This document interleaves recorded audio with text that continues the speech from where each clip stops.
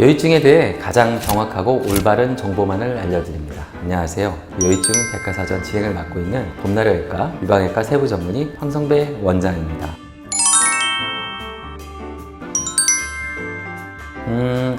압박복이라는 거는 뭐 사전적 의미도 이 고탄력 소재로 만든, 그래서 착용 시에 피부를 강하게 조이는 옷을 말합니다. 가슴뿐만 아니라 다양한 신체 부위, 하지정맥류 있을 때는 다리 쪽에 있을 수 있고요. 지방흡입한 부위에 이렇게 눌러줄 수 있는 이런 여러 가지 신체 부위용이 시중에서 판매 중입니다. 압박복은 보통 이제 의료용도 있고 일반용으로도 이제 많이 판매를 하고 있습니다. 여유증 수술 후에 필요한 것은 소재도 중요하고 압력 단계, 그리고 기준 치수, 이런 여러 가지 기술적인 부분들이 고려되어 개발된 것으로 일반적인 용품을 사용하는 것보다는 확실히 이런 의사 처방으로 구매하는 것이 환자분한테 훨씬 도움이 될 수 있습니다. 의사 처방 없이 구매할 수 있는 일반 압박복의 경우에는 인체 구조나 상처 부위에 대한 압박, 그리고 압박 단계가 있는데요. 쉽게 얘기해서 하지정맥류 같은 경우에는 아래쪽부터 위로 이렇게 압력이 서서히 적어져서 피를 아래서부터 위로 짜줄 수 있게 고려되잖아요. 따라서 수술 후에 이런 압박복을 사용할 경우에는 의사가 처방한 그런 전문적인 압박복을 사용하시는 것이 좋고, 만약에 일반 압박복을 사용한다면 상처 부위를 조금 접히면서 누르게 된다든지 출혈 같은 경우, 아니면 피부 주름 같은 경우, 이런 수술 후에 심각한 합병증을 야기할 수도 있겠습니다.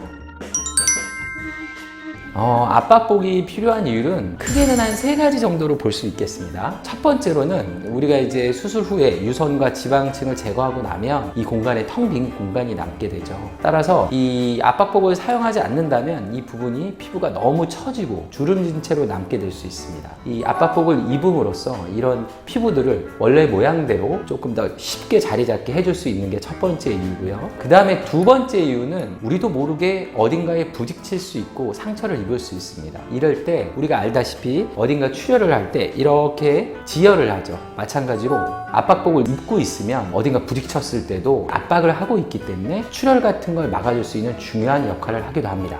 그리고 마지막으로는 통증이나 붓기, 그리고 체액 같은 게 좀 고여서 물이 생긴다든지 이런 문제들이 생길 수 있는데요. 이거를 잘 압박해서 붓기를 줄여주고 빠른 회복이 가능하게 해줍니다.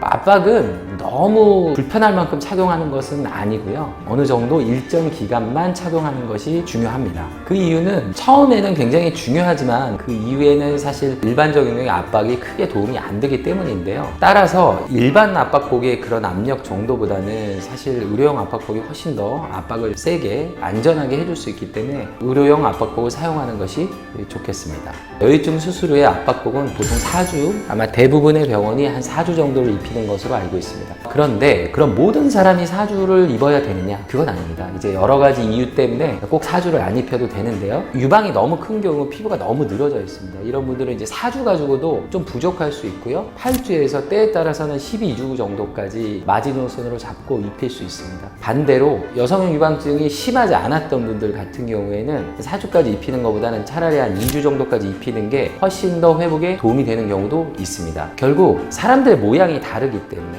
이런 해부학적 특이점이나 피부의 늘어짐 정도, 이런 정도에 따라서 여러 가지 적응할 수 있는 그런 기간도 달라지게 되는 것입니다.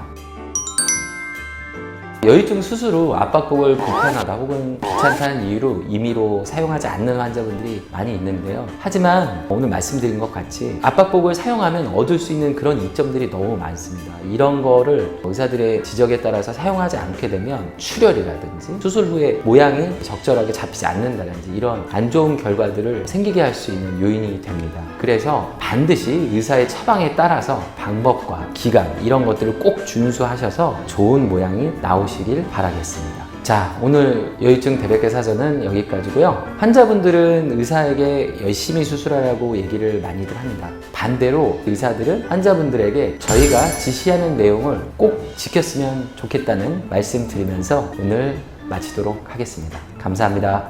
구독, 좋아요 제발 부탁드리겠습니다.